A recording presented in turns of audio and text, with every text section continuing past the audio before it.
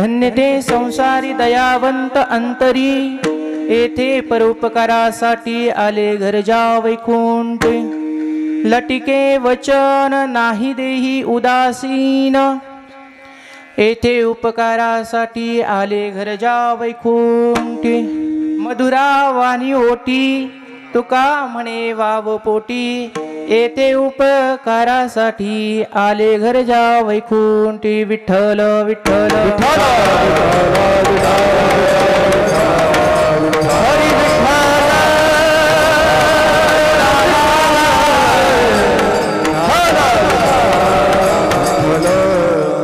महायोग पीठे तटे भीमरत्यां, वरम पुंडरीकाय दातुन मुनींद्रे। समागत्य तिष्ठन्तमानन्दकन्दं, परब्रह्मलिंगं भजे पाण्डुरंगा।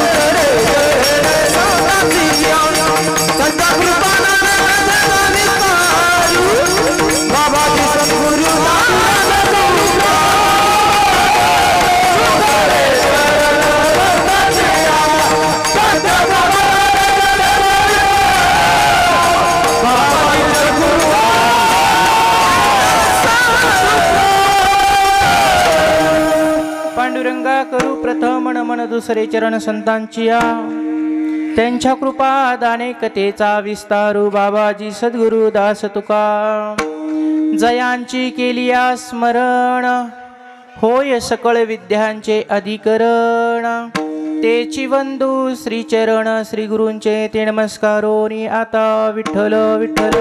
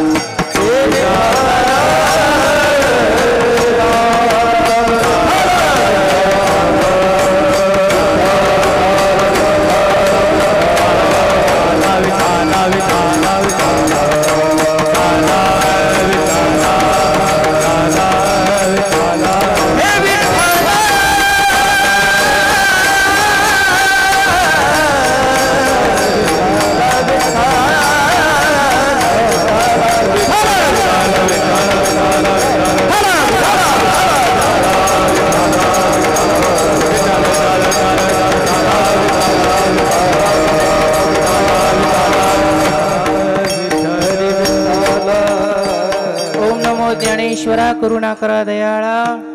ओम नमो ज्ञानेश्वरा करुणा करा दयाळा। तुमचा अनुग्रह लादलो पावन झालो चराचरी। विठ्ठल विठ्ठल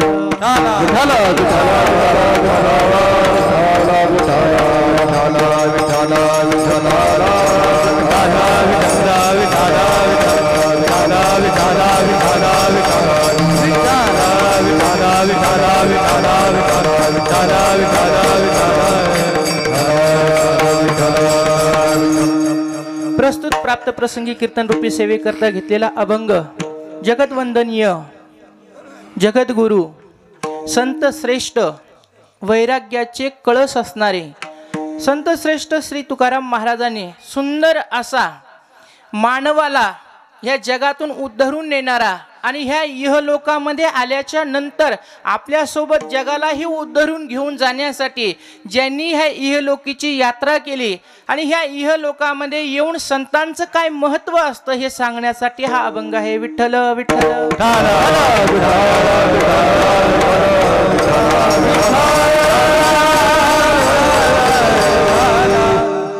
आजचा हा अभंगामध्ये निरूपण असं आहे. धन्य ते संसारी दयावंत जे अंतरी येत उपकारासाठी आले ज्या घर वैकुंठ. असं सुंदर वर्णन ह्या अभंगामध्ये केलेलं आहे. या जगामध्ये आल्याच्या नंतर धन्यता फक्त संतांना भेटलेली आहे. का तर त्याच्यामध्ये वर्णन केलं त्यांच्या अंगी दया आहे. बरं, दया असून नुसतं धन्यता होत नाही, तर ह्या जगामध्ये आल्यावर त्यांनी परोपकारी जीवन जगले म्हणून त्यांच्या जीवनाला धन्यता आहे. बरं, ते ह्या मृत्यूलोकातले राहणारे नव्हते, ते वैकुंठातून आपल्या उद्धारासाठी ह्या मृत्यूलोकामध्ये आलेत म्हणून त्यांचं जीवन धन्य झालं. आणि ते खोटं कधी बोलत नाही. जे बोलतात ते सत्य बोलतात आणि ते देहावर उदासीन असतात. नाही देही उदासीन असतात. आणि ह्या जगामध्ये जीवन जगत असताना लोकांना कसं बोलतात तर मधुर बोलतात, गोड बोलतात. आणि त्यांच्या शरीरामध्ये त्यांच्या पोटामध्ये तुका म्हणे वाव पोटी खूप मोठा अवकाश आहे. आपण ते अभंगाच्या माध्यमातून बघणार आहोत. असा सरळ अर्थ ह्या अभंगाचा आहे. अभंगाला सुरुवात करण्यापूर्वी आपल्या गावामध्ये गेल्या अनेक वर्षापासून सुंदर असा हा अखंड हरिनाम सप्ताह प्रारंभ झालेला आहे. आणि हा सप्ताहासाठी सुंदर असा सर्व ग्रामस्थ मंडळी उदार अंतकरणाने आणि आदरपूर्वक इथं अन्नदान करतात. इथं त्या ठिकाणी सुंदर असणारं नामस्मरण आहे. अखंड कशाला म्हणतात? एका वर्षामध्ये 7 दिवस आपल्या सर्व गावातल्या लोकांकडून थोडी थोडी पुंजी जमा करायची आणि त्याच्यातून ह्या भव्य दिव्य असणारा अखंड हरिनाम सप्ताह उभा करायचा की त्या सप्ताहामध्ये 7 दिवस रात्रंदिवस फक्त भगवंताचं नामस्मरण झालं पाहिजे. का झालं पाहिजे तर गावामध्ये जर का भगवंताचं नामस्मरण झालं, कथा कीर्तन झालं तर गाव हे उद्धरून जात असतं. गावातले लोक सन्मार्गाला लागत असतात आणि येणारी पिढी त्या ठिकाणी सुंदर घडत असती. विठ्ठल विठ्ठल.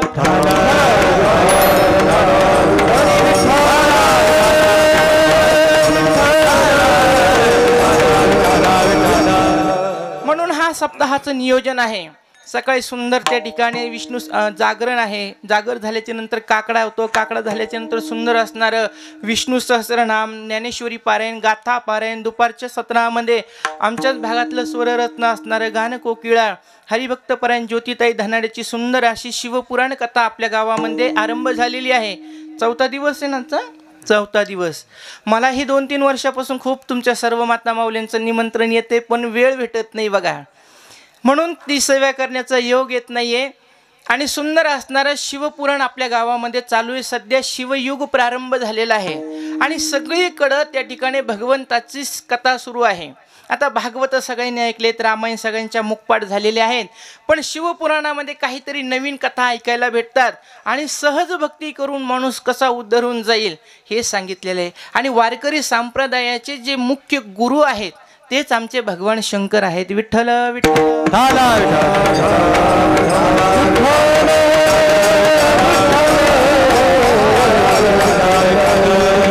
म्हणून सप्ताहामध्ये त्याचं नामस्मरण आणि त्याच्या गुरुची कथा त्याच भगवंताला अतिशय प्रिय आहे. आणि हरिहरामध्ये भेद नाही, दोघं एकच आहे, फक्त एका विलंटीचा अंतर आहे. हरी आणि हर एवढंच विलंटीचं अंतर आहे. आणि दोघात कसा अंतर नाही तुकाराम महाराजांनी सुंदर सांगितलं. मला सांगा तुम्ही, साखर गोड आहे का गोड साखर आहे? बरं कसं आहे? साखर गोड आहे आणि गोड काय आहे? साखर आहे. जसं याच्यातला आपल्याला विभक्त करता येत नाही तसं ह्या दोन्ही देवातून आपण वेगळे होऊ शकत नाही किंवा वेगळं आपल्याला करता येऊ शकत नाही. म्हणून आपल्या संप्रदायाने माऊलीने आपल्याला सांगितलं, माणसात भेद करतात त्याच्यात नवल नाहीये, पण काही लोक देवात सुद्धा भेद करायला लागलेत. तुम्ही महादेवाचे भक्त आहात, आम्ही पांडुरंगाचे भक्त आहोत, आम्ही रामाचे, तुम्ही कृष्णाचे. जे लोक देवांमध्ये भेद करतात ते लोक करंट्या कपाळाचे असतात, असं माऊलीने हरिपाठामध्ये सांगितलंय. उपजोनी करंटा नेने अद्वैत वाटा, रामकृष्ण पैठा कैसा होय. तो रामकृष्णाच्या पदवीला प्राप्त होऊ शकत नाही, म्हणून देवांमध्ये भेद करू नये. हरिहर दोन्ही एकच आहे. सुंदर अशा भगवंताची कथा चालू आहे. संध्याकाळी हरिपाठ, संध्याकाळी कीर्तन, असं सुंदर नियोजन आपल्या सर्व ग्रामस्थ तरुण मंडळी आणि त्याच्यामध्ये माझ्या परिचयाचे असणारे हरिभक्त परायण भुंबर महाराज सर आहे, नाही सर आहेत, पण ह्या कार्यामध्ये पण त्या ठिकाणी ते संलग्न राहतात. प्रपंचाचा भार बघूनही सेवेचा वेळ देतात, याला महत्त्व आहे. आणि तरुणांनी सहकार्य केलं, त्यांचे सगळं मित्रमंडळ, गावकरी मंडळी सगळेजण सप्ताहासाठी थांबतात. हे सगळ्यांसाठी चांगली गोष्ट आहे आणि हे आपण उपकार करत नाही, हे आपलं कर्तव्य आहे. विठ्ठल विठ्ठल.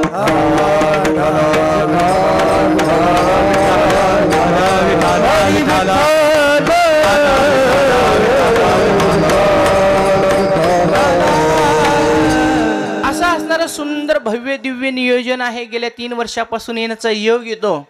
आजच्या कीर्तनाचे यजमान आहे हरिभक्त परायण आमचे बाबांचे शिष्य आणि माझे गुरुबंधू हरिभक्त परायण आमचे सदाशिव भाऊ नाईक, तुमच्या गावचे ते जावई आहेत.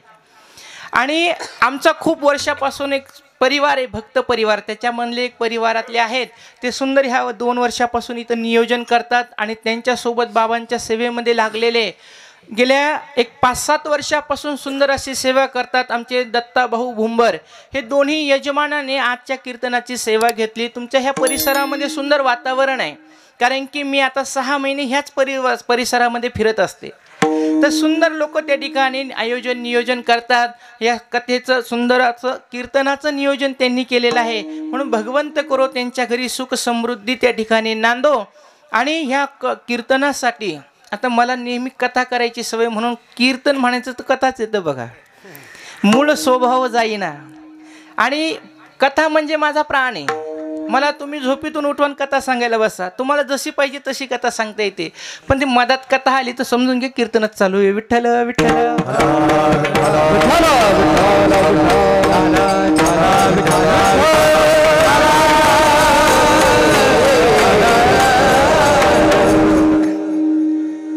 आणि आपल्या ह्या कीर्तनासाठी सुंदर साथ करणारे आपले परिसरातले सगळे गुणवान मंडळी, यांना कलाकार नका म्हणत जाऊ बरं का. कलाकार नाही, लोक म्हणते तुमचे कलाकार आलेच नाही अजून. आमचे कलाकार नसते, आमचे गुणवान आहेत. कारण की भगवंतांनी यांच्या हातामध्ये, यांच्या कंठामध्ये एवढं सुंदर स्वर दिलाय. हे सगळ्यालाच प्राप्त होत नसतं. देव एखाद्याला ती देणगी देत असतो. 1000 लोक आहेत, 1000त एखादा व्यक्ती असा घडत असतो की त्यांच्या बोटावर त्या ठिकाणी ताल नसतो, यांच्या कंठामध्ये त्या ठिकाणी स्वर आळवल्या जातात. असे सगळे संगीतकार लोक सुंदर आमचे सगळे गुणीजन मंडळी ज्यांनी आता चाल गायली, हरिभक्त परायण माकोडे महाराज, आमच्या परिसरातलं असणारं वैभव भाऊसाहेब महाराज फाटक, आणि भैयाचं नाव काय, कृष्णा महाराज. सुंदर असं त्या ठिकाणी सुंदर साऊंड सिस्टीम पण आहे बरं का. कारण की आम्हाला सगळ्यात जास्त प्रिय काय असेल तर तुका म्हणे माझे ह्याची सर्व सुख. चटाया असो नसो, मंडप कसा असला तर चालतो, पण हे पाहिजे. कारण की 4-4 तास बोलायचं असतं आणि हे व्यवस्थित असलं तर सगळंच व्यवस्थित होतं, नाही तर सगळं दानादीन होतो. विठ्ठल विठ्ठल.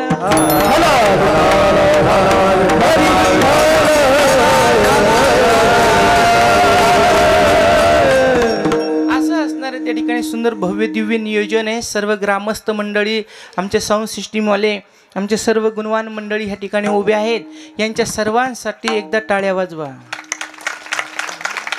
आणि आपल्या ह्या गावाचं आराध्य दैवत मुकुटमणी असणारं, ज्यांच्या निमित्ताने हे लाखो रुपयाची दरवर्षी उलाढाल होते, हजारो रुपये खर्च केले जातात, नामस्मरण तिथं होतं, तिथं अन्नदान होतं, असं असणारे आपल्या गावाचं आराध्य दैवत संत श्रेष्ठ संत श्री नामदेव बाबा यांच्या पुण्यतिथी सोहळ्यानिमित्त ह्या सुंदर भगवंताचा रौप्य महोत्सव ह्या ठिकाणी तुम्ही करायला लागलात. आणि त्यांच्यात वंशातले असणारे हरिभक्त परायण त्यांनी तुम्हाला परंपरा लावून दिलेली आहे. काय की दरवर्षी तुम्ही 365 दिवस आहे त्याच्यातले 21 दिवस माझ्या भगवंतासाठी द्या. कारण की संत ह्या जगात आले ना कधी स्वतःसाठी जगत नसतात, ते लोकांसाठी जगत असतात. आणि संत ही व्यक्ती कोणी एका व्यक्तीची नसते. म्हणून संताला कधी आपलं नाही म्हणायचं. परमार्थी तो न म्हणावा सलगी आपुला धाकुला. परमार्थिक माणसाला कोणी कोणी आता आम्ही बाहेर गावाला जातो. आता आम्ही एकदा कळपातून बाहेर पडलो आता त्याला विलाज नाही, झालंय जे व्हायचं ते. कळपातून बाहेर पडल्यावर माणूस तरी पण गावाला गेलं की आमकेचे तमके आमच्या पाहुणेच आहेत त्या, अरे हे तर आमच्यापेक्षा लहान होत्या आता ह्या आम्हाला सांगायला लागल्यात, असं माणूस म्हणून जातो सहज. पण तुकाराम महाराज म्हणतात परमार्थी तो न म्हणावा आपुला सलगी धाकुला. विठ्ठल विठ्ठल.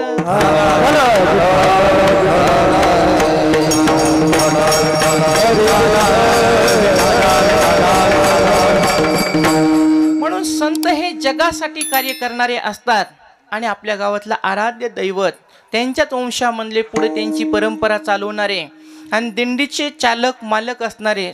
माऊलीच्या पाठीमागं 6व्या तुकोबारायांच्या पाठीमागं 6व्या क्रमांकाची दिंडी आहे. तुम्हाला किती मोठं भूषण तुमच्या गावाला भेटलंय महाराज. हे एवढ्या सोप्या गोष्टी नसतात, पण तुमच्यासाठी हा पाया रोवून ठेवला नामदेव महाराजाने. आणि त्यांच्या वंशातले परंपरेनं चालणारे पुढे हरिभक्तपरायण लक्ष्मणजी महाराज जोगदंड हे सुंदर त्या ठिकाणी दिंडीचं नियोजन करतात आणि तुम्हा सर्व गावकऱ्याला भाविक भक्ताला घेऊन जातात. सर्वांचे आभार म्हणून आता आपण कीर्तनाला सुरुवात करू. विठ्ठल विठ्ठल विठ्ठल.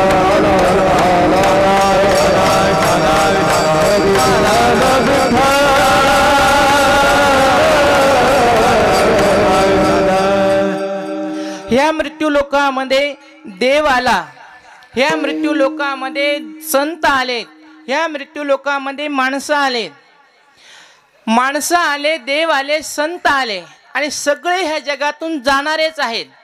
पण आया है सो जाएगा राजा रंग फकीर, कोई सिंहासन चढ चला कोई बधा जंजीर. आलेला माणूस जाणारा असतो, पण येणं आपल्या हातात नाही, जाणं आपल्या हातात आहे. मग जावं कसं हे शिकवण्यासाठी ह्या सप्ताहाचं नियोजन असतं. विठ्ठल विठ्ठल.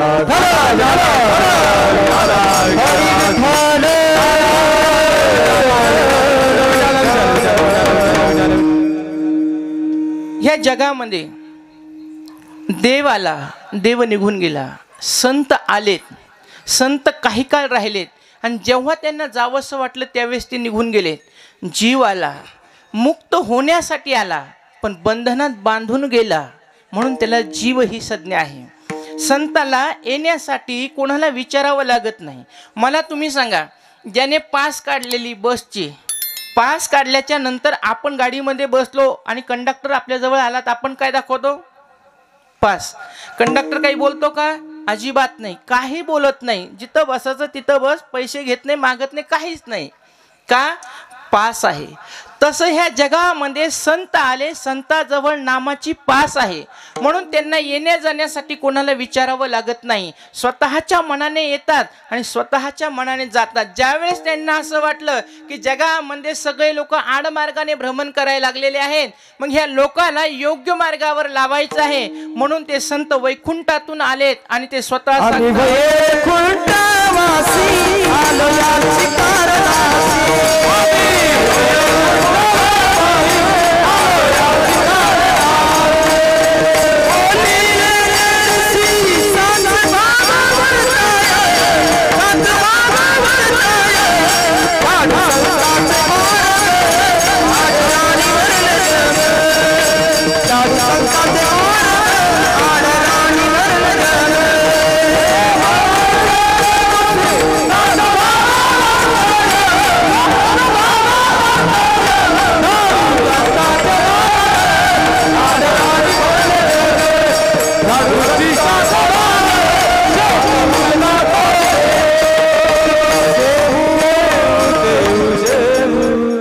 संतांचे मार्ग आड राणी भरले जग, पण कोण आम्ही वैकुंठवासी आलो याची कारणासी. कशासाठी? तर जगाला उद्धरून नेण्यासाठी आले. आणि संतांजवळ नामाची पास आहे. या जगामध्ये 4 वर्गीकरण आपण करू. पहिला आहे पामर जीव, दुसरा आहे विषयी जीव, तिसरा आहे जिज्ञासू जीव आणि शेवटला सांगितलं मुमुक्षुजू. आता पामर, विषय, जिज्ञासू हे सगळ्यांच्या डोक्यावरून जाणारे विषय आहेत. याच्यासाठी लई डोकं लावावं लागतं आणि त्याच्यासाठी गुरुच्या सानिध्यात राहावं लागतं आणि गुरुच्या मुखातून आपल्याला विचारसागरादी ग्रंथ पठन करावे लागतात. तेव्हा कुठं ही परंपरा काय चालली कळते. तुम्हाला हे लवकर समजायचं नाही म्हणून पाठामध्ये आम्हाला सांगितलेलं आहे की ह्या जगामध्ये 4 वर्गीकरण स्त्रियांचे गुरुजीने केलेले आहे. एक आहे विधवा, दुसरी आहे वैश्या, तिसरी आहे कुमारिका आणि चौथी आहे सौभाग्यवती. तुम्ही विधवा बाईला विचारा, देव आहे का, तुला नवरा आहे का, सोप्या भाषेत तुमच्या भाषेत चालते, नवरा आहे का, ती म्हणती होता पण आता नाहीये म्हणून विधवा आहे. वैश्याला विचारा, वैश्याला म्हणा तुला नवरा आहे का, ती सांगल नाही, अजिबात नाही, नाहीच म्हणणार ती. तुम्ही कुमारिकाला विचारा, तिला जर का विचारलं तुझं लग्न झालं का, नवरा आहे का, ती सांगल नाही. करायचं का, हो. मग कसं करायचं, ती सांगते की मला चांगला मुलगा बघा. मग आपण जर का तिच्या समोर काही मुलाचं वर्णन करायला लागलो तर ती सर्वांगाचे कान करून ऐकत असते कुमारिका. आणि सौभाग्यवती बाईला जाऊन विचारा नवरा आहे का, ती म्हणते माझ्या कपाळाला कुकू दिसत नाही का, विठ्ठल विठ्ठल.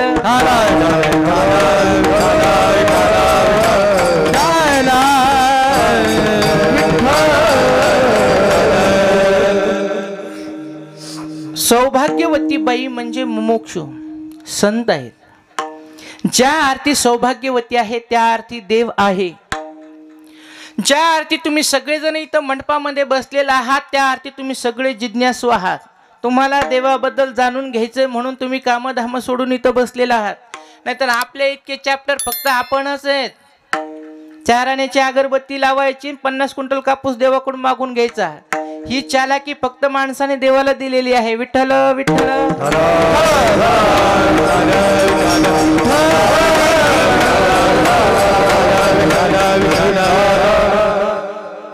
हा आहे जिज्ञासू वर्ग. कुमारिका म्हणजे जिज्ञासू, वैश्या म्हणजे पामर. त्या पामर जीवाला देव ह्या जगात आहे का नाही काहीच माहित नाही, तो डायरेक्ट नाहीच म्हणतो. विषय जीव आहे, विषय जीवाला विचारलं देव आहे का, आहे बाबा पण आम्ही काही बघितलेलं नाहीये. कसं आहे आम्हाला काही माहिती नाहीये, आम्ही आमच्या पोटाची खळगी भरण्यासाठी जीवन जगायला लागलो. मग यांची दया संतांना आली आणि संतांनी विचार केला विषय ओटी भुलले जीव, आता याची कोण करील किव. नौपजे नारायणी भाव पावोनी ठाव नरदेहा. नरदेहाला आलेत पण यांना नारायणाचं स्मरण नाही, भगवंताची ओळख नाहीये म्हणून संत ह्या जगामध्ये आलेत. आणि एक साधक त्या ठिकाणी तुकोबारायाकडे गेला आणि तुकोबारायाला विचारलं, म्हणले महाराज या जगातून जर का आम्हाला उद्धरून जायचं असेल तर काय करावं लागेल, तर संतांचं सानिध्यात राहावं लागेल. मग ते संत कोण आहेत, कसे आहेत, त्यांच्याबद्दल आम्हाला माहिती पाहिजे. नाहीतर महाराज जगामध्ये आता घरोघरी गुरु झालेत, घरोघरी संत व्हायला लागले, पण हे कलियुगातले घरोघरचे गुरु हे काही कामाचे नाहीत. मंत्र तंत्र उपदेशिते घरोघरी गुरु आईते, जो मिळून दे श्रीकृष्ण वस्तू दे, श्रीकृष्ण त्यासी गुरु माने. विठ्ठल विठ्ठल.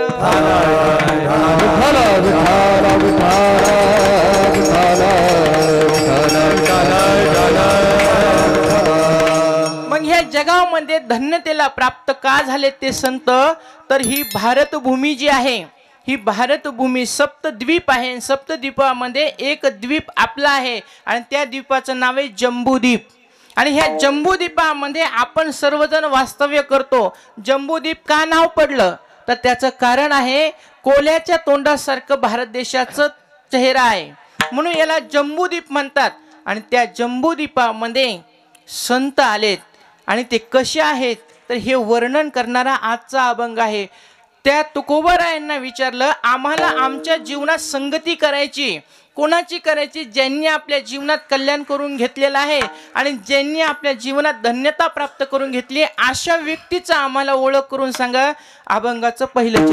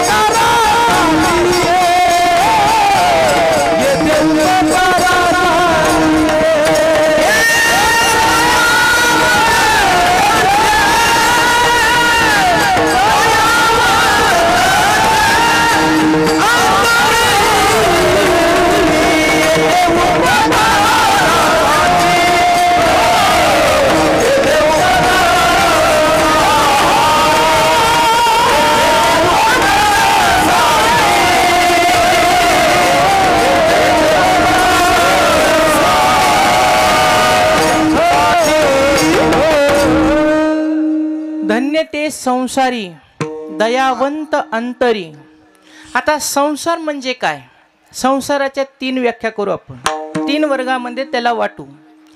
पहिला आहे हे जग, आणि ह्या जगाचा एक संसार आहे, आणि ह्या जगरूपी संसारामध्ये याचे आवत सगळे मनुष्य जीव जन्माला आलेत, आणि ह्या जगामध्ये आल्याच्या नंतर चांगले कर्म करत नव्हते, म्हणून माऊलीला वाईट वाटलं, आणि माऊलीने सांगितले परिपास व्यासाची मूर्ती लावोनी देहाची, खंती करती कर्माची ते गावंडे गा। मनुष्य देह प्राप्त झालाय आणि चांगले कर्म करत नाही, दुःखाला प्राप्त व्हायला लागले जीव, आणि ह्या सगळ्या दुःखी झालेल्या जीवाला गाळातून उपसायचं होतं आणि स्वानंद सुखाकडे घेऊन जायचं होतं, आत्मसुखाकडे घेऊन जायचं होतं। म्हणून माझ्या माऊलीला दुःख वाटलं, माऊलीने ह्या भूतलावर अवतार घेतला, आणि माऊलीने ह्या संसाराचं चित्र बदलण्याचं एक निर्णय केला, आणि जे काही ज्ञान शास्त्राचं पुराणाचं वेदाचं गुह्य लपून ठेवलेलं होतं ते गुह्य ज्ञान जगासमोर प्रगट केलं माऊलीने, आणि सगळ्यालाच ब्रह्मत्वाची प्राप्ती करून दिली। विठ्ठल विठ्ठल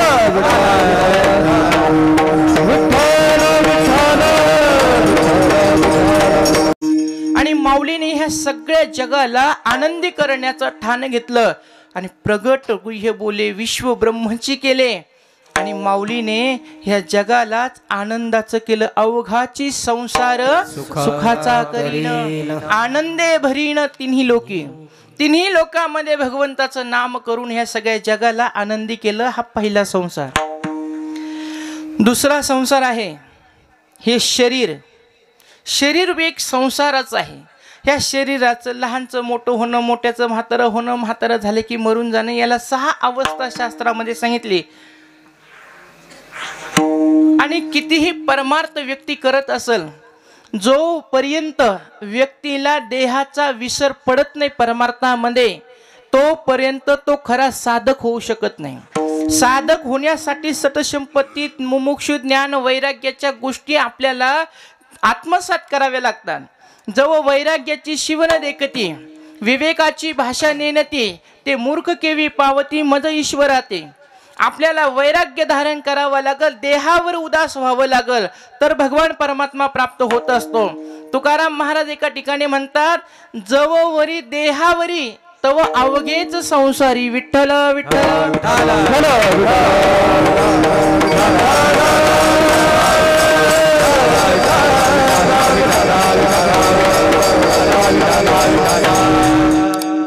म्हणून जोपर्यंत साधक हा देहावर राहतो, सहज सांगायचं म्हणलं तर ज्याला भाजीतलं मीठ कमी झालेलं सहन होत नाही, ज्याला इकडला केस तिकडं झालेला सहन होत नाही, ज्याला कोणी उन बोललेलं सहन होत नाही, असा व्यक्ती साधक कधी होऊ शकत नाही। या जगाचे घाव सहन करून जो खरा परमार्थ करतो त्याला साधक म्हटलेला आहे। आणि अशाच व्यक्तीचा उद्धार ह्या जगामध्ये होत असतो। म्हणून देहाचा विसर पडला पाहिजे तरच भगवंताची प्राप्ती जीवाला होऊ शकते। असा सुंदर दुसरा संसारिक आहे। आणि तिसरा आहे पती पत्नी, लग्न करून देणं, घर उभा करणं, मुलं बाळ जन्माला घालणं, घरातला पसारा वाढवणं, याचं नाव आहे संसार। हा तिसऱ्या नंबरचा संसार आहे। मग तुकाराम महाराज सांगतात की ह्या जगामध्ये धन्य कोण आहे तर संत आहेत। आणि तुम्हाला एक सांगू का, ज्ञानोबाच्या नंतर निवृत्तीनाथ, सोपन काका, मुक्ताबाई हे चारही भावंड जर का सोडले तर बाकीचे सगळे संत परंपरेतले, आपल्या वारकरी संप्रदायातले सगळे संत त्या ठिकाणी गृहस्थी आहेत, संसारिक आहेत। मग संसार त्यांचा धन्य झाला आणि तुमचा होत नाही याचं कारण काय? त्यांना कळालं की ह्या मृत्यू लोकातला आपण काहीच घेऊन जाऊ शकत नाही। इथून नेण्यासाठी फक्त एकच वस्तू आहे, ते आहे आपलं कर्म। आणि त्या कर्मामुळेच जन्म होतो आणि कर्मामुळेच मरावं लागतं। ही फटफटी फक्त कर्मामुळे होत असते। विठ्ठल विठ्ठल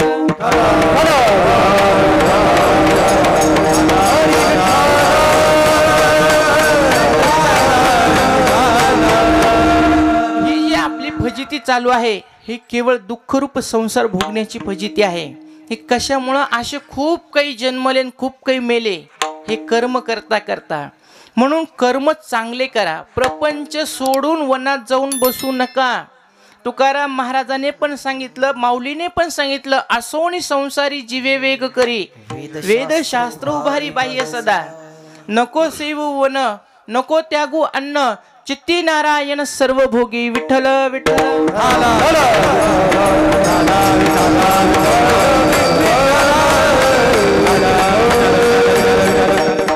घर कसा असावा, संसार कसा असावा? तर तुम्हाला काही जगाचा संसार करायचा नाही, स्वतःला काही वनामध्ये न्यायचं नाही, पण आहे तो घर तरी चांगलं असलं पाहिजे। आणि एका ठिकाणी संतांनी सांगितलं, ज्याचा प्रपंच चांगला आहे ना त्याचा परमार्थ चांगला आहे, ज्याचा घरचाच बाजार इचकलेला आहे ते परमार्थ काय करणार आहे? म्हणून शास्त्रामध्ये सुंदर अशा गृहस्थ आश्रमाचं वर्णन केलेलं आहे। सानंद सदनम सुताच्च सुदीय कांता मृदू भाषिणी सन्मित्र सयोधनम रतीश्च आज्ञापरा सेवकः आतिथ्यम शिवपूजन प्रतिदिनम मिष्टान्नम पानम ग्रहे साधो संगम उपासते सततम धन्य धन्य गृहस्थाश्रम। विठ्ठल विठ्ठल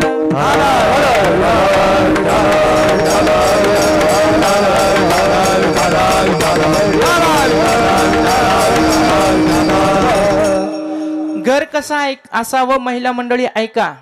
इथं पुरुष मंडळी कमी आहेत, इथंच नाही सगळीकडे तितकेच असतात, गावोगाव हीच बोंब आहे।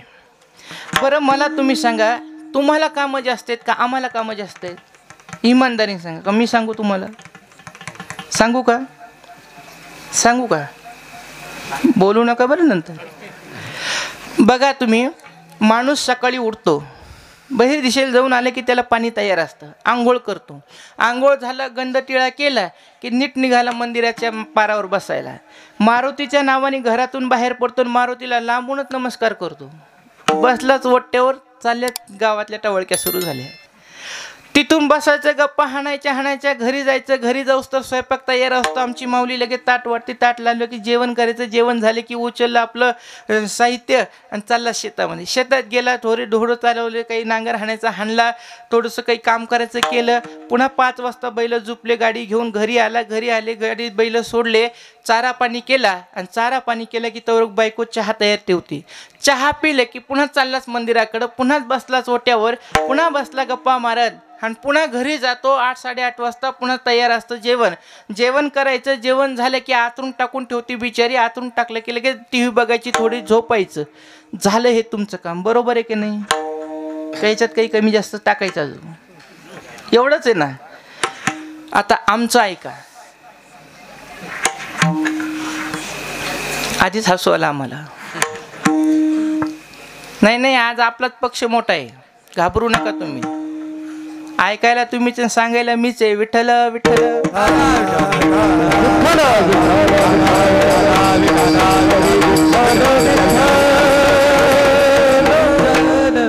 ऐका, आता आमचं काम सकाळी सगळ्याच्या अगोदर उठायचं, झाडून काढायचं, सडा समार्जन करायचं, रांगोळी काढायची, आंघोळ करायची, आंघोळ झाल्यावर सगळ्याला पाणी तापायचं, सगळ्याला आंघोळीला टाकायचं, सगळ्याच्या आंघोळी करून घ्यायच्या, सगळ्याला चहा बनवायचा, सगळ्याला चहा द्यायचा, सगळ्यांचा चहा पाणी झाला की कपडे धुवायचे, घर पुसून घ्यायचं, स्वयंपाक करायचा, सगळ्याला जेवू घालायचा, लेकरांचे डबे भरायचे, लेकरांना शाळेत पाठवायचं, पुन्हा शिदोरी बांधायची, नवऱ्यासंग पुन्हा शेतात जायचं, पुन्हा दिवसभर त्याच्या मागं खुरपत बसायचं, तिथं काम करायचं, नवरा गाडी जुपूस तर पुन्हा भाराभर काड्या घ्यायच्या, पुन्हा त्या टाकायच्या, पुन्हा त्याच्यासोबत बसायचं, पुन्हा घरी यायचं, आलं की पहिलं दरवाजा उघडायचं, झाडून काढायचं, असंच ना, झाडून काढायचं, झाडून काढलं की चूल पेटवायची, चहा करायची, स्वतः एक कप एक बशी प्यायचा, नवऱ्याला अर्धा कप द्यायचा, नवऱ्याला चहा द्यायचा, मुलाबाळांची चहा पाणी करायची, पुन्हा संध्याकाळचा स्वयंपाक करायचा, दिवाबत्ती करायची, सगळ्याला घरी बोलवायचं, सगळ्याला जेव खाऊ घालायचं, आपण जेवायचं, पुन्हा भांडेकुंडे घासायचे, सगळे व्यवस्थित लावून द्यायचे, झाडून काढायचं, आतरून टाकायचं, सगळ्याला झोपी घालायचं, आणि इतकं करून एखादी भांडायला आली तर तिला पण नाराज करायचं. इतके कामं आमचे. आता तुम्ही सांगा, तुमचं श्रेष्ठ का आमचं श्रेष्ठ? आमचेच कामं जास्त झाले की नाही, तुमचे कमी झाले, तरी पण तुमची ऐकायला संख्या कमी आहे. विठ्ठल विठ्ठल.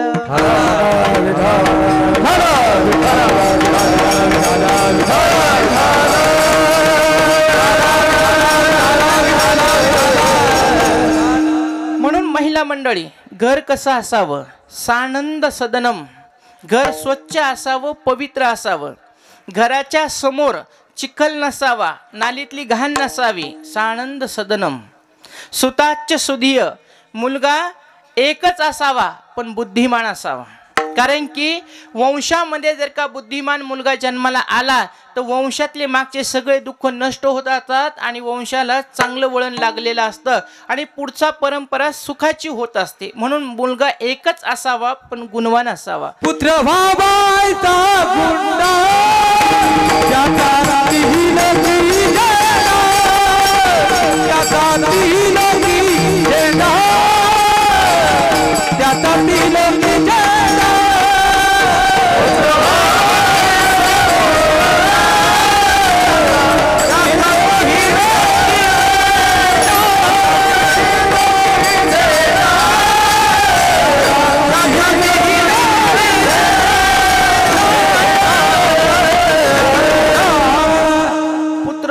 गुंडा त्याचा तिन्ही लोकी झेंडा. गुंडा नाही.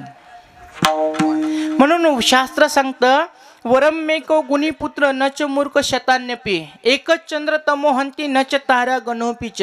आकाशामध्ये 1000 चंद्र उदयाला आलेले आहेत, 1000 चांदणे आहेत, पण त्या प्रकाश देत नसतात. एकच चंद्र तमोहंती. एकच चंद्र जर का आकाशात उगवला तर सगळा अंधार नाहीसा करत असतो. म्हणून 1000 चांदण्यापेक्षा एक चंद्र असावा, 100 मुलापेक्षा एक ध्रुवबाळ असावा. 100 मुलं असून उपयोगाचे नाहीयेत. म्हणून चांगली संतती असावी, बुद्धिमान असावी. सुताच्य सुधीय. कांता मृदू भाषिणी. घरात बायको, कांता म्हणजे बायको, बायको कशी असावी? मृदू भाषणी, गोड बोलणारी असावी. या गिळा आले सारे गाव पालत घालून, असं उलट सुलट खोचून बोलणारी नसावी. कांता मृदू भाषिणी. मित्र असावेत पण चांगले असावेत. आमच्यापेक्षा तुम्हाला लय असते जत्रा. आणि जर का जीवाचं कल्याण करून घ्यायचं असेल तर चांगल्याच्या संगतीमध्ये राहा. मनुष्य हा संघप्रधान प्राणी आहे आणि तो संगतीने जितके त्याची उन्नती होते तितकी संगतीने अधोगती सुद्धा होत असते. म्हणून संगत करे सज्जन की तो बोले दो दो बाते आणि संगत करे गधो की तो खाय दो दो लाते. सन्मित्र सयोधनम. मित्र चांगले असावेत आणि सधन असावेत. भंगार मुंगार रोडपती नसावेत. ते कधी आपल्याला रोडपती करतील कळून देणार नाही. व्यसनामध्ये पाडतील, तुम्हाला खर्च करावा लावतील आणि इथून पुढचा काळ फार विचित्र आलेला आहे. इथून पुढचा काळ फार विचित्र आला. म्हणून मुलांसाठी संपत्ती कमवून ठेवण्यापेक्षा संस्कार कमवून ठेवा. आणि आता काळाची गरज आहे मुलं संस्कारित होणं. आपल्या गावचे जावई असणारे आमचे गुरुबंधू हरिभक्त परायण आनंदे महाराज या ठिकाणी उपस्थित झालेत आज कीर्तनासाठी. हजारो मंदिर ते घडवायला लागलेत. ते मुलं नाही शिकवायलेत, मंदिरं घडवायला लागलेत. आणि हे देहरूपी मंदिराला जसा आकार देताल तसा तो देहरूपी आकार जगामध्ये कीर्ती पसरवल, तुमचीही पसरवल, त्यांचीही पसरवल. म्हणून मुलांना इथून पुढं तुम्ही शालेय शिक्षण द्या, त्याला माझा नकार नाहीये. आपलेही मुलं विदेशात गेले पाहिजे, त्यांनाही परराष्ट्रात व्यवहार करता आले पाहिजे, म्हणून शाळा शिकवा, इंग्लिश शिकवा. पण घरामध्ये आल्यावर त्यांना सांगा ज्ञानोबा तुकोबा कोण आहेत, त्यांना सांगा रामकृष्ण कोण आहेत. देव, देश, धर्म ह्या 3 गोष्टी आपल्या मुलांना कळाल्याच पाहिजे. याची सगळ्यांनी जाब घ्या. विठ्ठल विठ्ठल.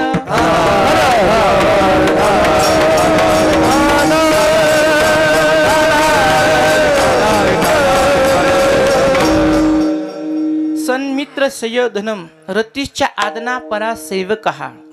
आपलं प्रेम आपल्या पत्नीवरच असलं पाहिजे. आणि आपले जे सेवक असतात घरात काम करणारे हे सगळे आपले आज्ञाधारी असले पाहिजे. आतिथ्यम शिवपूजनम. घरी आलेल्या अतिथीला आपण सन्मान दिला पाहिजे आणि तो आपल्या दारातून विनमुख नाही गेला पाहिजे.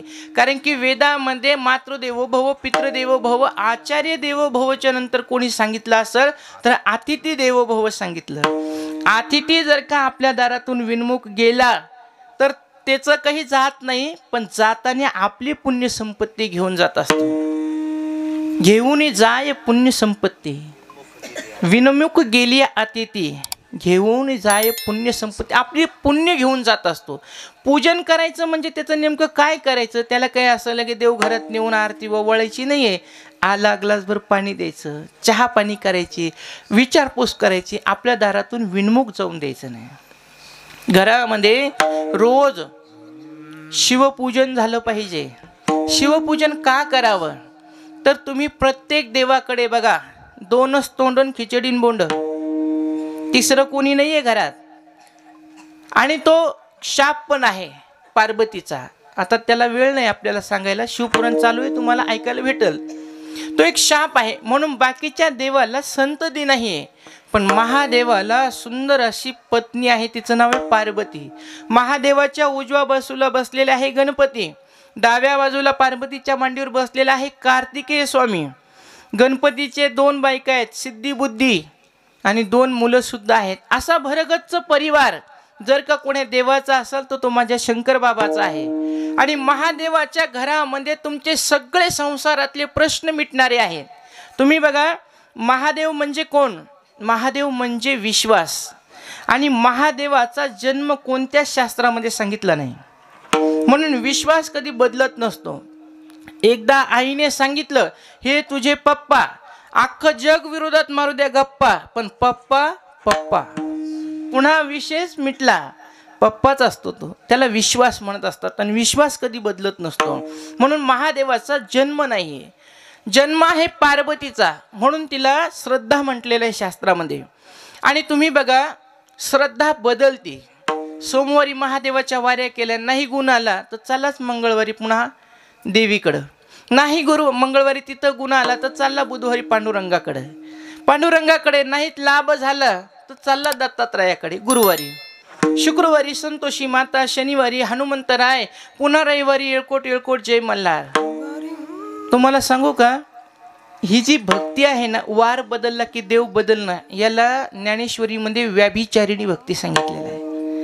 जशी वैश्य जीवन जगत असते ना, तसं त्या भक्ताचं जीवन असतं. म्हणून एक देव आपला असला पाहिजे आणि एकाच देवाची आपण पूजा केली पाहिजे. पण शास्त्रामध्ये असं नाही सांगितलं की एका देवाची पूजा करा आणि अन्य देवाला नाव ठेवा, बाकीच्या देवाची निंदा करा. मी तुम्हाला थोडक्यात सांगाल, विठ्ठल विठ्ठल.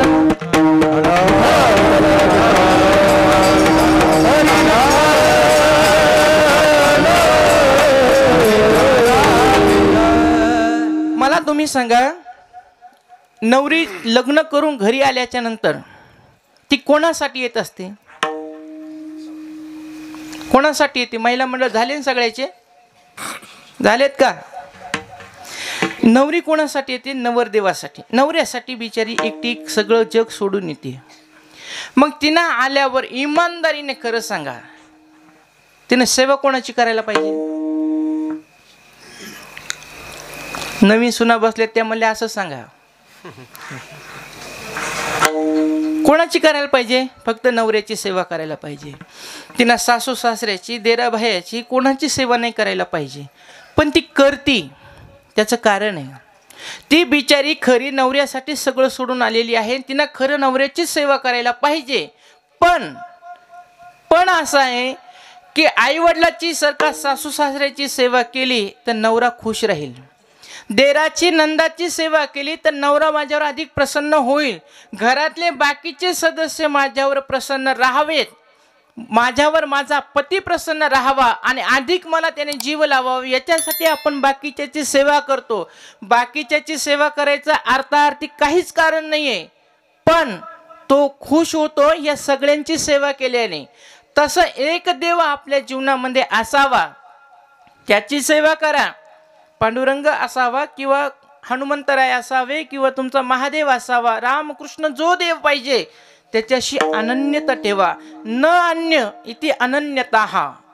कोणाचा आश्रय घ्यायचा नाही, एकाच्याच आश्रयाला राहायचं. मी महादेवाची भक्त आहे ना, पण एकादश आली तर एकादश करायची. पांडुरंगाच्या मंदिरात जायचं, दर्शन घ्यायचं आणि म्हणायचं, पांडुरंगा महादेवाचं जरा नामस्मरण कमी व्हायला लागलं, चांगला आशीर्वाद देन, महादेवाच्या चांगल्या वाऱ्या मला घडू दे. दर्शन घेतलं पांडुरंगाचं आणि मागितलं काय? शिवाची भक्ती. याला म्हणते अनन्यता. आणि अशी अनन्यता असेल तर भगवंत सांगतात योगक्षेम वहाम्यहम, मी त्याचा योगक्षेम वहन करत असतो. म्हणून घरामध्ये नित्य शिवपूजन करावं. घरामध्ये गोड खाणारे लोक पाहिजे. गोड म्हणजे काय याचा अर्थार्थी संबंध घेऊ नका. आता जर का रोजच गोड खायला लागले तर होते शुगर सगळ्यांना. पण गोड खाणं म्हणजे काय शास्त्रामध्ये सांगितलं, दिवसभर घरातले परिवारातले लोक बाहेर असतात पण संध्याकाळी सगळे एकत्र येतात. म्हणून तुम्ही सप्ताह केला, सप्त्यातून एवढं घेऊन जा की रोज संध्याकाळी आपण सगळ्या परिवाराने सोबत जेवण करायचं. याला म्हणतात गोड जेवण. विठ्ठल विठ्ठल.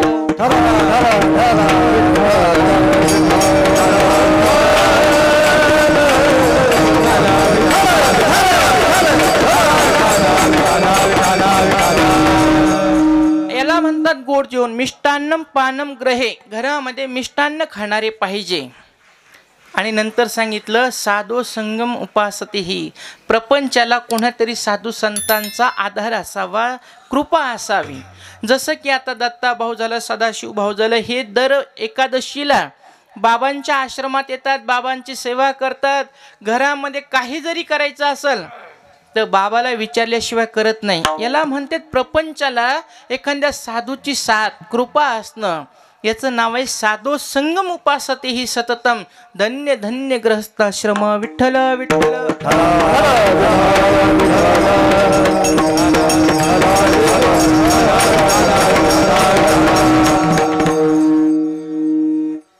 धन्य धन्य ग्रहस्थाश्रम. असा आश्रम साधू संतांचा होता, म्हणून त्यांना जगी धन्यता प्राप्त झाली.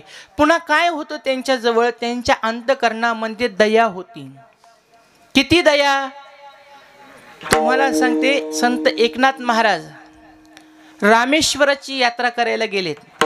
जात असताना त्यांच्यासोबत अनेक ब्राह्मण होते आणि नाथबाबाने काशीमध्ये स्नान केलं आणि काशीमधून कमंडलूमध्ये पाणी घेतलं आणि पाणी घेऊन पायी यात्रा रामेश्वराची करत गेले.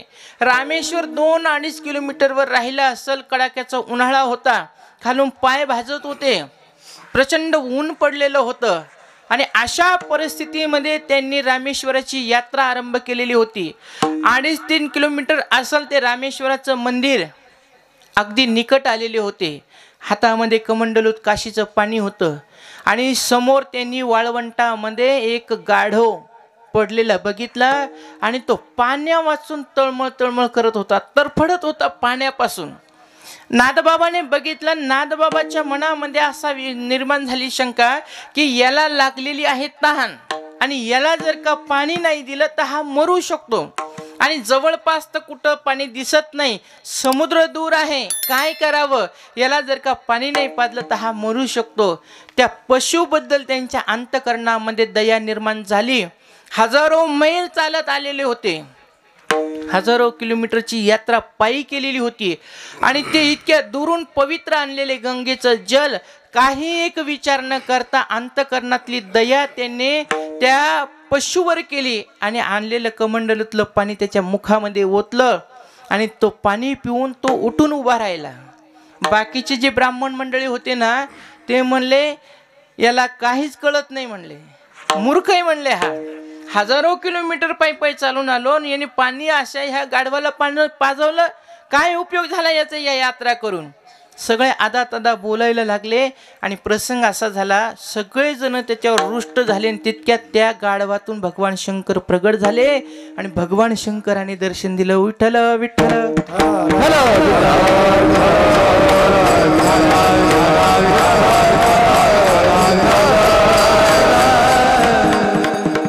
मग तुकाराम महाराजांनी सांगितलं, दयावंत जे अंतरी, त्यांच्या अंतकरणात दया आहेत म्हणून धन्य ते आहेत. म्हणले बाबा आम्हाला कळलं, आम्हीही त्यांच्या मागे तसं जीवन जगायला सुरुवात करू, आम्हीही अंतकरणात दया ठेवू आणि सगळ्यांसाठी तशीच दया नाथबाबासारखी ठेवू. म्हणले बरं मग काय करावं लागेल, तर ते म्हणले तुम्हाला परोपकारी जीवन जगावं लागेल. अभंगाचं दुसरं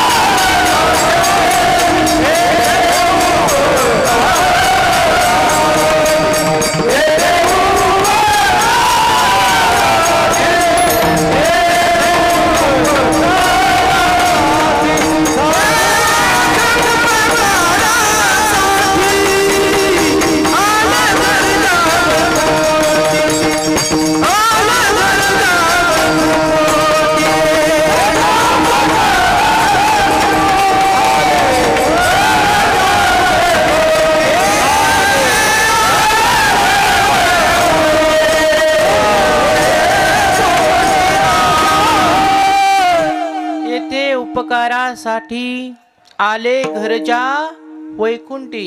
वैकुंठातून ह्या मृत्यू लोकामध्ये आलेत आणि काय केलं, तो लोकावर उपकार केला. भगवंताने हे जग निर्माण केल्याच्या नंतर ह्या जगाला, ह्या पृथ्वीला स्थिर ठेवण्यासाठी काही लोकांचं नियोजन केलं. त्याच्यामध्ये 7 लोक आहेत: सूर्य, चंद्र, वृक्ष, नदी, गाय आणि संत. असे 7 लोक आहेत आणि हे 7 लोक फक्त लोकांवर उपकार करण्यासाठी जीवन जगत असतात. उपकार केल्याच्या नंतर काय फायदा होतो? जगामध्ये असे पण काही लोक आहेत उपकार करणाऱ्यावर अपकार करत असतात. त्याला भस्मासुराच्या वंशातले म्हणतात. जेतेची कृपा लाही जेवरू तेतेची मन व्याभिचारू परी मी काय भस्मासुरू अर्जुन म्हणे. याला व्याभिचारिणी जीवन म्हणतात आणि हे उपकार करणाऱ्यावर अपकार करणारे भस्मासूर.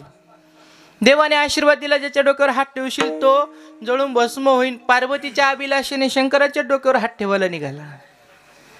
दुसरे आहे अपकार करणाऱ्यावर अपकार करत असतात. जबनाग्नी ऋषींची गाय कामधेनू सहस्त्र अर्जुनाने घेऊन गेला होता. भगवान परशुरामाने ह्या मृत्यूलोकामध्ये अवतार घेतला आणि त्याला शिक्षा केली. 21 वेळा निक्षत्रिय पृथ्वी केली होती. अपकार करणाऱ्यावर अपकार केला.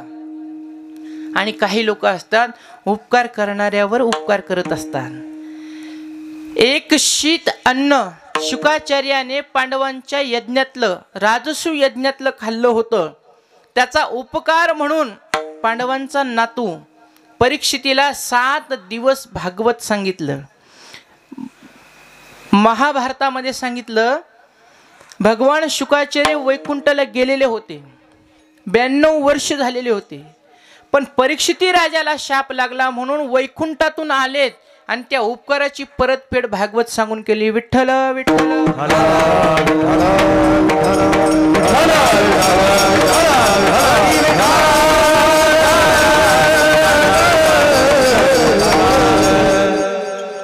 म्हणून अपकार करणाऱ्यावर उपकार आणि उपकार करणाऱ्यावरही उपकार करणारे हे संत असतात. आणि अपकार करणाऱ्यावरही देव संत जे असतात ते उपकार करत असतात. विसोबा खेचराने किती त्रास दिला माऊलीला, तुम्हाला सगळ्याला माहिती आहे. माऊलीला गावामध्ये भिक्षा मागून दिली नाही. नवे नवे त्यांच्या माती टाकली, झोळीमध्ये विष्ठा टाकली. इतकी अवहेलना केली तरी पण माऊलीने त्या विसोबा खेचरावर कृपा केली आणि नामदेव महाराजांचे गुरु त्यांना करून दिलं. विठ्ठल विठ्ठल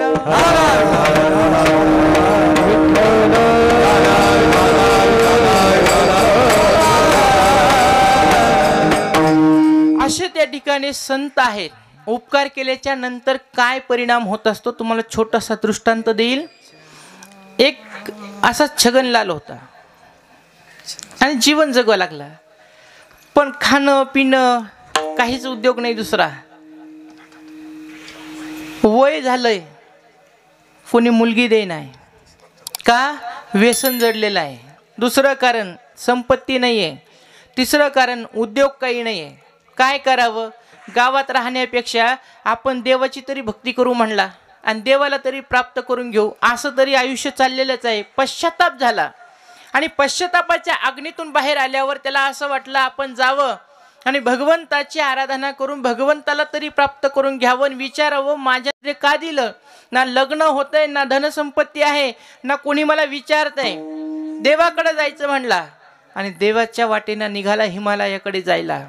जाता जाता एका म्हातारीच्या आश्रमात, एका म्हातारीच्या पर्णकुटीमध्ये थांबला. त्या म्हातारीने रात्रभर त्याला जेवायला खावायला दिलं, आराम करायला जागा दिली आणि सकाळी उठल्यावर त्या म्हातारीने विचारलं बाबा कुठं चाललास? त्याने सांगितलं आई भगवंताला प्राप्त करून घ्यायला चाललो आणि माझे काही प्रश्न ते देवाला विचारणार आहे. ती म्हातारी म्हणली बरं झालं बाबा तू सापडलास. तुला जर का देव भेटला तर माझा एक प्रश्न देवाला विचार. काय आजी? माझी ही नात आहे ना, ही लग्नाला आली पण लग्न नको म्हणती करायचं. कारण ती म्हणते की जोपर्यंत मला 2 सोन्याचे कंकण कोणी आणून देत नाही तोपर्यंत मी लग्न करणार नाही आणि जो सोन्याचे कंकण घेऊन येईल त्याला मी बघितल्यावर हसल तरच मी लग्न करेल. म्हणून विचार बाबा, हिला सोन्याचे कंकण कोण आणून देणार, हिचं लग्न कधी होणार? तो निघाला. दुसरा मुक्काम माळ्याच्या शेतामध्ये पडला. माळ्याने त्याला खायला भाकरी दिली, विश्रांतीला जागा दिली.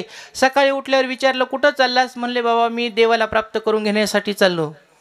बरं झालं तुम्ही भेटलात. तुम्हाला जर का देव भेटला तर देवाला एवढं विचारा की माझी ही 10 एकर जमीन आहे, 8 एकर पिकते पण 2 एकर पिकतच नाही. खत पाणी घाला, नांगरणी करा, पाणी द्या, पिकतच नाही. काय करावं विचारा देवाला. बरं. तिसरा मुक्काम एका साधूच्या आश्रमात गेला. साधूच्या इथं राहिला, भोजन वगैरे केलं. सकाळी साधूने विचारलं कुठं प्रवास, म्हणले मला हिमालयावर जायचंय आणि भगवंताला प्राप्त करून घ्यायचंय. बरं झालं, तू जर का हिमालयावर गेला, तुला जर का देव भेटला, तर माझं एक गोष्ट आहे ती विचार. काय? मी घरदार सोडून 50 वर्ष झालेत, भगवंताची सेवा करतो, दीक्षा घेऊन बसलो, पण मला काही अजून देव स्वप्नात आला नाही. देवाला म्हणा मला दर्शन कधी देशील, आणि माझ्या ज्या मला सिद्धी प्राप्त करून घ्यायच्या त्या काही मला प्राप्त होत नाही, म्हणून देवाला विचार. तो गेला. 6 महिने त्यांनी आराधना केली, त्याला भगवंत प्रसन्न झाले. भगवंत म्हणले वरम गृही माग, तुला काय पाहिजे, फक्त 1 मिनिटात तुला सगळं विचारता आलं पाहिजे, लवकर मागून घे म्हणले. त्याने सांगितलं बाबा, ते म्हातारीचं विचारलं, माळ्याचं विचारलं, संन्यासाचं विचारलं. देव म्हणले टाईम संपला, तथास्तु. देवाने त्याला दर्शन गेलं, निघून गेला. आला होता कशासाठी? स्वतःचं विचारण्यासाठी. पण तसाच मागच्या पावली निघाला, साधूजवळ गेला. बाबा, तुम्हाला सिद्धी का प्राप्त होत नाही? तुमच्या जटामध्ये सोन्याचे कंकण आहेत, आणि जोपर्यंत ते बाहेर निघत नाही तोपर्यंत तुम्हाला सिद्धी प्राप्त होत नाही. तुमचा पूर्ण देवावर विश्वास नसल्यामुळे सोनं तुम्ही डोक्यामध्ये ठेवलेलं आहे, म्हणून तुम्हाला देवाची प्राप्ती होत नाही. ते सोन्याचे कंकण काढून फेका, सिद्धी प्राप्त होईल, देव भेटल. आता त्या साधूने विचार केला, फेकून देऊ सर, याने माझं काम केलं, याला देऊन टाकतो ना. सोन्याचे कंकण काढले, जटा सोडून त्याला देऊन टाकलं. घेऊन निघाला, माळ्याच्या शेतात आला. माळ्याने विचारलं, हो विचारलं. काय सांगितलं? तुमच्या ह्या शेतामध्ये 2 एकरमध्ये 2 हंडे सोन्याचे मोहरेने भरलेले आहेत, आणि ते ह्या जागेवर आहे, अमुक अमुक जागेचं. त्याला लक्षण दाखवलं. जेसीबी आणली, उकरून बघितली तर 2 हंडे खरंच निघले, काढले. तुम्ही माझं एवढं चांगलं काम केलं म्हणून माझा 1 हंडा तुम्हाला राहू दे, 1 मला द्या. घेऊन आला, आजीजवळ बसला. आजीला बोलायला लागला, आजी तुमचं काम केलंय. काय म्हणला भगवंत? भगवंताने सांगितलं, ही मुलगी ज्याला बघून हसल तोच हिला 2 कंकण देईल. आणि ती मुलगी आली, चहा घेऊन त्याच्याकडे बघितली, हसली, त्याने 2 कंकण काढून तिच्या हातात घातले. विठ्ठल विठ्ठल.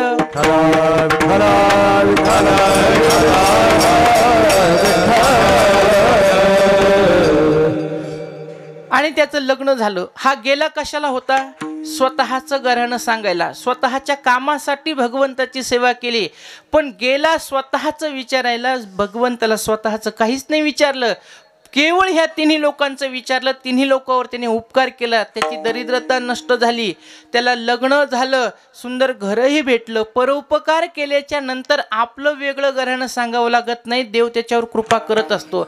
बरं महाराज, तुम्ही सांगताय आम्ही तसं उपकार जगावर करू. हे वैकुंठातून आलेले संत आहेत, त्यांनी जसं केलं तसं त्यांच्या मार्गावर आम्हीही चालू. पण यांचं लक्षण अजून काय आहे? तर अभंगाचं 3रं चरण. लटिके वचन, लटिके वचन, लटिके वचन, लटिके वचन,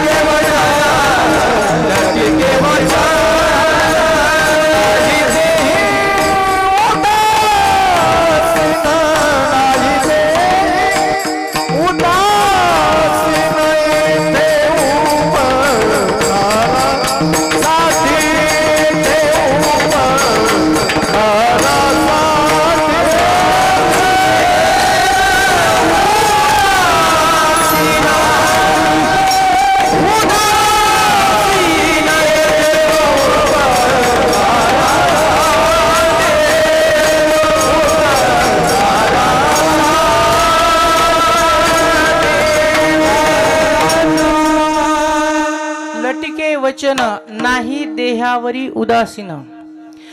तुकाराम महाराज म्हणतात की असे संत असतात, पण याचा अर्थार्थी संदर्भ कसा लावायचा? लटिके वचन नाही देहावरी उदासीन.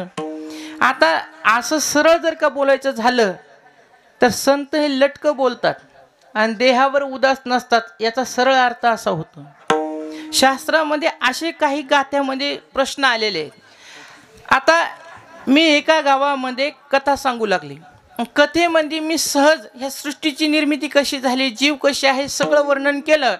आणि एक सोपा मार्ग सांगितला, देव अवघी जीव खोटा नागवी संदेह, म्हणून कोण्याही जीवाचा न घडो मत्सर, वर्म सर्वेश्वर पूजनाचे. मग जितके जीव आहे ते सगळे देवाचे रूप आहेत. इथपर्यंत तुकाराम महाराजांनी सांगितलं, विंचू सर्प नारायण शिव नाही वंदावे दुरून, शिव नाही वंदावे दुरून, असा त्याचा अर्थ आहे. पण एका माऊलीला नेमकी झोप लागायला लागली, तिनं ऐकलं विंचू सर्प नारायण शिव नाही वंदावे दुरून. आता प्रसंग असा झाला, तिनं झोपता झोपता ऐकलं विंचू सर्प नारायण आणि झोपला. घरी केली, संध्याकाळी चहा पाणी झाली, हरिपाठ झाला, आणि हरिपाठ झाल्यावर तिच्या घरात विंचू निघला. ती म्हणली आजच कथेमध्ये ऐकलं, संध्याकाळी नारायणाने दर्शन दिलं. मग नारायण आपल्या घरी आले तर त्यांची पूजा व्हायला पाहिजे का नाही. गेली, पाणी आणलं, पंचपाळा आणलं, नारायणावर थोडं पाणी टाकलं आणि पंचपाळ्यातलं कुंकू घेऊन त्या नारायणाच्या पाठीवर लावलं. नारायणाने असा जमून जोर जे हरी घातला, आडायला लागली, बोंबलायला लागली. तिचा नवरा म्हणला काय झालं. ती म्हणली नारायण निघले होते, नारायणाच्या पूजेला गेले, नारायणानेच मला जे हरी घातलाय. तिचा नवरा म्हणला तुला कोणी सांगितले होते कुठाने करायचे. ती म्हणली मी कथेत ऐकलं होतं विंचू सर्प नारायण. आला ना तो नवरा माझ्याकडे भांडायला. मी म्हणलं मावशी मी सांगितलं म्हणलं विंचू सर्प नारायण, पण पुढचं नाही ऐकलं का. ती म्हणली मला झोप लावली, मला काय माहित पुढं काय सांगितलं होतं. तर शिवू नाही वंदावे दुरून. तसं ह्या अभंगाच्या कडव्यामध्ये सांगितलं, लटिके वचन नाही देहावरी उदासीन. संत कधी लटकं बोलत नाही, संत कधी खोटं बोलत नाही. संत कधीही बोलत असताना साच आणि मवाळ, मितले आणि रसाळ, शब्द जैसे कल्लोळ अमृताचे, असं गोड बोलत असतात. आणि संत हे देहावर उदास असतात. भक्त ऐसे जाना जगी जे देही उदास, गेले आशा पाश निवारोनिया, असे संत असतात. तुम्हाला आमच्या सद्गुरू भोलेबाबांच्या जीवनातले एक प्रसंग सांगत जाता जाता, बाबा एक दिवस संध्याकाळच्या वेळेला भक्त मंडळीसोबत वार्तालाप करू लागले.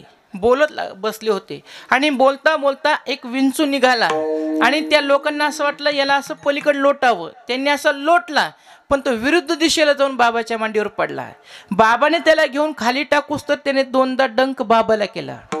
हे माझ्या डोळ्याने बघितलेलं बरं का. दोनदा त्याने डंक मारला, बाबाने तसंच फेकून दिला. त्याच्यावर 2 तास ते बोलत बसले त्या माणसाशी. त्यांना वाटायला लावलं, पाठीमागाला आम्ही सगळे भक्त मंडळी जेवायला बसलो, सगळ्यांना जेव घातलं. बाबा थोडा वेळ बसले. 3 तास झाले, बाबा 1 नाही 2 नाही डसलं. त्याचा काही अनुभव सांगेनात, कोणाला बोलवणार. मलाच नंतर राहवलं नाही. मी म्हणलं बाबा तुम्हाला 3 तास झाले विंचू चावून, तुम्ही 1 नाही 2 नाही काहीच बोलत नाही, तुम्हाला दुःख नाही झालं का. ते म्हणले विंचू माझ्या शरीराला डसला, मला नाही डसला. विठ्ठल विठ्ठल.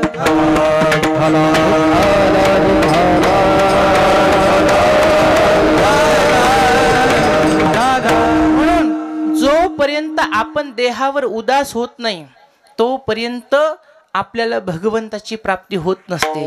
असं सुंदर वर्णन ह्या अभंगात केलं. संत हे नेहमी देहावर उदास असतात, तेव्हा कुठं त्यांना भगवंताची प्राप्ती झाली, तेव्हा कुठं देव त्यांना बोलला.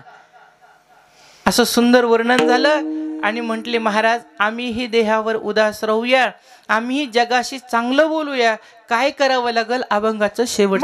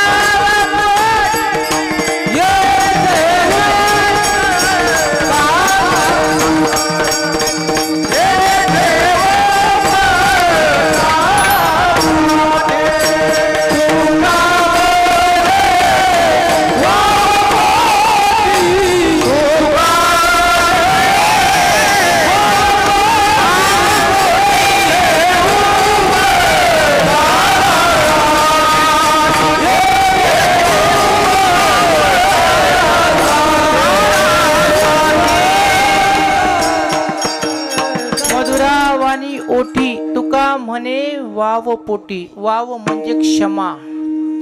संतांजवळ क्षमा असते. तुम्ही कितीही त्रास जर का संतांना दिला तर संत त्यांच्याकडून तुम्हाला देणार फक्त क्षमाच. तरने को नम्रता, डूबने को अभिमान, लेने को हरिनाम, देने को अन्नदान. जीवनामध्ये क्षमा हा सर्वात मोठं शस्त्र आहे. नातवांनी घरातली कबशी तोडली म्हणून क्षमा केली याला क्षमा म्हणत नाही. विरोधातल्या लोकांनी आपलं काही नुकसान केलं तरीही त्याला उदार अंतकरणाने माफ करणं याचं नाव क्षमा आहे. आणि क्षमा हे शस्त्र आहे, क्षमा हे भूषण आहे. म्हणून संतांनी सांगितलं क्षमा ही माणसाच्या जीवनात असावी. म्हणून समुद्र नदी नवे पैगा, पाषाण म्हणून नये लिंगा, संत नव्हती जगा माणसा त्यासारखे. मधुर वाणीनं बोलतात आणि जगावर उपकार करत असतात. आटू वेगो विंदानू, आशा शंका प्रतारणू, हे संन्यासिली अवगुणू जिही वाचा. ज्ञानेश्वरीमध्ये 12 अवगुण सांगितलेले ते वाणीचे, बोलण्याचे 12 प्रकार सांगितलेले आहेत. वेळ नाहीये म्हणून ज्ञानेश्वरीमध्ये बघा 16व्या अध्यायामध्ये सांगितलं हे 12 अवगुण संतांनी टाकून दिलेले आहे. म्हणून त्यांची वाणी अमृतासारखी गोड झालेली आहे. बोलले ते त्यांचं खरं होत असतं. झालेली सेवा भगवंताच्या चरणी समर्पित करू. ज्ञानेश्वर